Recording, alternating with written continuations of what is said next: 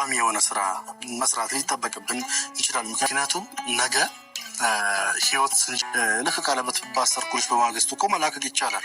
እኔ ደግሞ ዛሬ እንድትልክልኝ እንደዚህ ቬሎ ለብሼ የመጣሁት በቃ ዛሬ ሽምግልና የሚለው ነገር እዚህ ጋር አሁን ዲኮር የፈጠረ ይመጣሉ ሽምግልና ተብሎ አላክልኝ። ደግሞ አንተ ከትልልቅ ሰዎች ጋር ነው ውሎህና። ሰላም ሰላም፣ ውድና የተከበራችሁ የቻናል የተከታዮች እንዴት ናችሁ? ያለው እግዚአብሔር ይመስገን ሰላም ነኝ። በያላችሁበት የዓለም ዳርቻ ሁሉ ሰላማችሁ ይብዛልኝ። ዛሬ እንግዲህ ውድ ተመልካቾች ይዤላችሁ የመጣሁትኝ አላዛርና ትንሱዬ ነው፣ ያው እንደተለመደው ማለት ነው። ዛሬ እንግዲህ አላዛር እኔ ትንሽ ደብሮኛል ማለት ነው። ትንሽ ብዙ አይደለም ግን ትንሽ ደብሮኛል እንደ አስተያየት ማለት ነው። እናንተም እስኪ አስተያየታችሁን ኮሜንት ላይ ያስቀምጡልኝ ማለት ነው። ያው በር መግቢያው ላይ እንዳያችሁትኝ እንግዲህ ትንሱዬ ዛሬ በመጀመሪያ እንኳን ደስ አለህ አላዛር 100,000 ሰብስክራይብ ስለሞላ የእውነት ደስ ይላል። ከዚህ በላይ የምትሰሩ ያድርጋችሁ ማለት ነው። ደስ ይላል። በርታ ወንድማችን። ሲቀጥል ደግሞ ትንሱዬ ዛሬ ይዛው የመጣዩ እንግዲህ እውነት ለመናገር ሁላችንም የምናደርገው ነገር ስለሆነ እንግዲህ ዛሬ ሽምግልና እንዲላክ እፈልጋለሁ ብላ ነበር የመጣችው ማለት ነው። ይሄን ነገር ልታማክረው ነው የመጣችው ማለት ነው። እንግዲህ እሱም በመጀመሪያ ያው ቤተሰቦቹን ሰላም ብሏን ስትጠብቀው ነበር። ያው እንደተለመደው እሱም መጣ።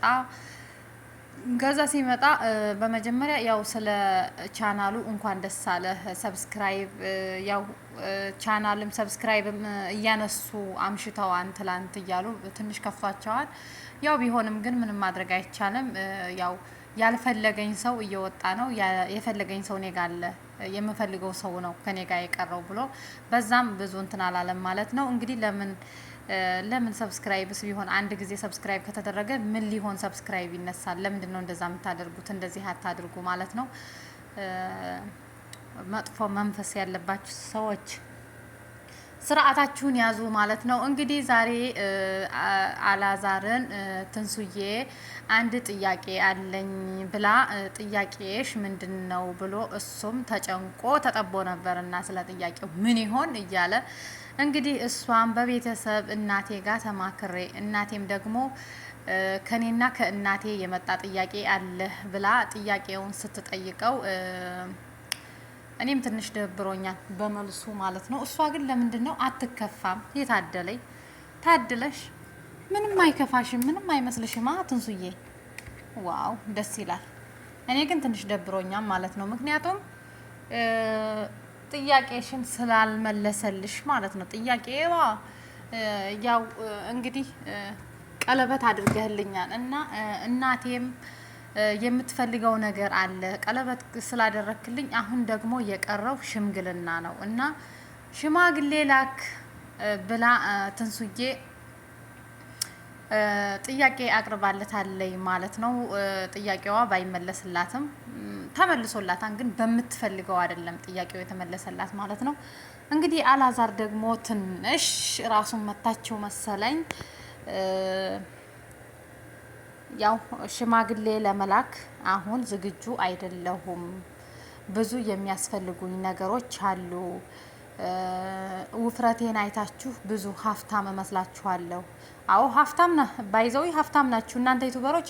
በአንድ ቪዲዮ ራሱ ምን ያህል ገንዘብ እንደምትሰሩ፣ በአንድ ቪዲዮ ራሱ ምን ያህል ገንዘብ እንደሚመጣላችሁ ሁላችንም እናውቃለን። እና የእውነት ለመናገር ጥያቄዋን ማስደሰት ነበረብህ። ትንሽ ደብሮናል ሁላችንም ማለት ነው። ምክንያቱም ምን ችግር አለው? እሺ ዛሬውንስ ቢሆን ብለህ ብታስደስታት ማለት ነው።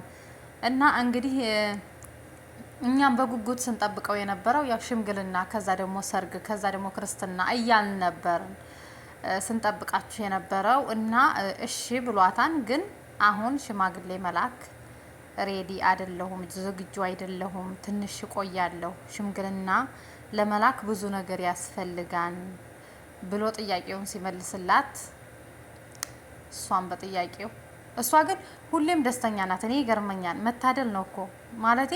አንዳንድ ሰው አሁን የሆነ ነገር ፈልጎ ያን ነገር የፈለገው ነገር ሳይደረግለት ሲቀር እኔ ለራሴ እከፋለሁ።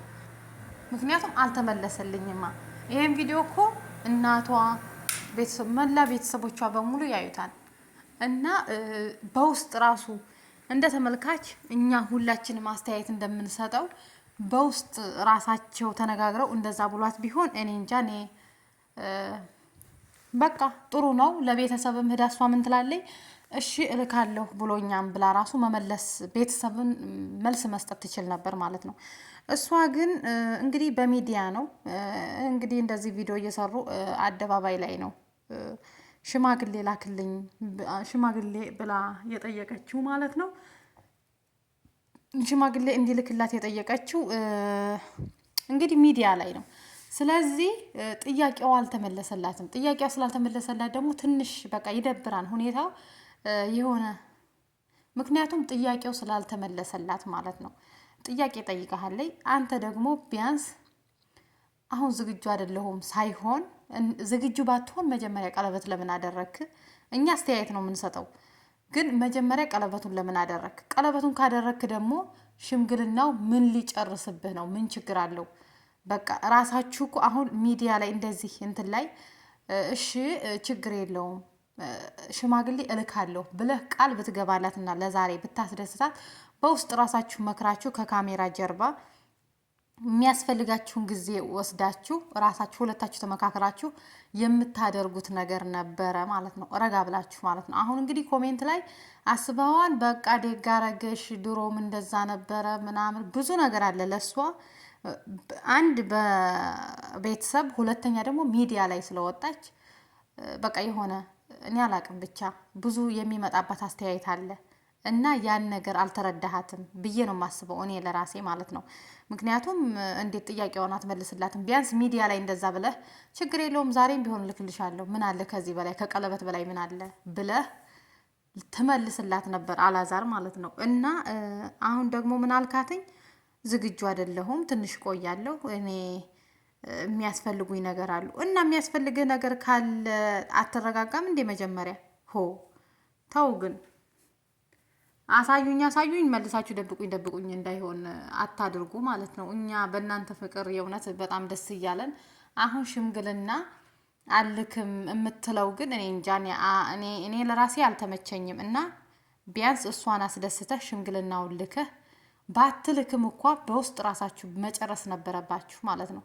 እውነተኛ ፍቅር መሆኑን ሁላችንም እያወቅን አንተም ፍቅር እንዳለህ እያወቅክ ሚስቴ ናት ብለህ የምታስባትን ልጅ እንግዲህ አሁን ተረጋጊ፣ አሁን ዝግጁ አይደለሁም ማለት ይሄ ስህተት ነው። እኔ አልደግፈውም ጭራሽ። ምክንያቱም መጀመሪያ አስበህ ወደህ ፈቅደህ መስሎኝ እዚህ ውስጥ የገባኸው። ስለዚህ አሁን እሷ በአንተ መልስ ንጹህ ሰው ስለሆነች እሺ ብላ ተቀብላሃለች። ግን ቤት ውስጥ ስትሄድ የምታገኘው መልስ የሚጠብቃት መልስ ሌላ ነው።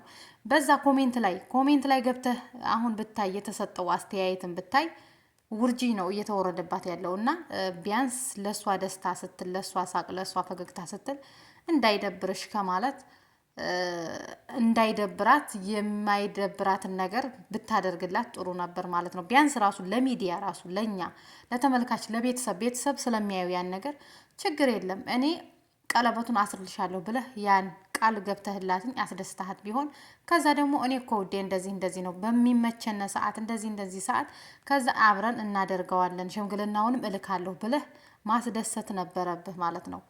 እና እኔ አላቅም፣ እኔ እዚህ ላይ ትንሽ ደብሮኛል። እስኪ ተመልካቾች እናንተም ኮሜንታችሁን አስተያየታችሁን አሳውቁኝ። ትንሽ ደብሮኛል እኔ ምክንያቱም አላቅም እኔ ያሰብኩት እንዲያውም በደስታ ይቀበላታን እንዴ